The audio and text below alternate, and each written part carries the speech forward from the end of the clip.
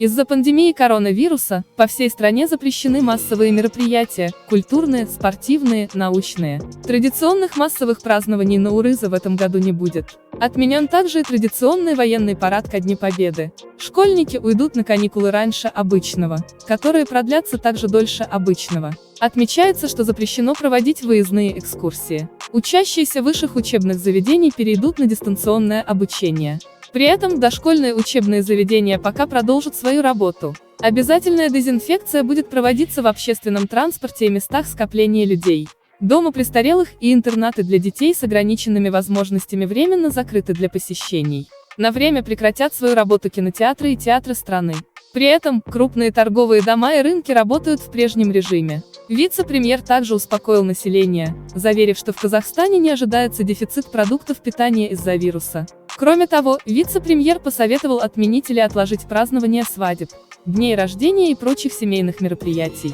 Глава МОН сообщил, что из-за пандемии вируса отложена запланированная на март сдача ЕНТ в платном формате. При этом пока неизвестно, будут ли выпускники сдавать обязательное тестирование в июне. Казахстан ограничил авиасообщение с рядом стран, в основном европейских. Количество рейсов сокращено до 1-2 в неделю. Глава Минздрава сообщил, что пока неизвестно, сколько времени будут действовать вводимые из-за вируса ограничительные меры. Отметим, что в Казахстане с начала распространения коронавируса во всем мире не было зарегистрировано ни одного случая заражения. Ученые подсчитали, что инкубационный период для вируса из Китая составляет около 5 дней в среднем, а к 12-му дню признаки болезни проявляют уже 97,5% зараженных, что оправдывает двухнедельный карантинный режим.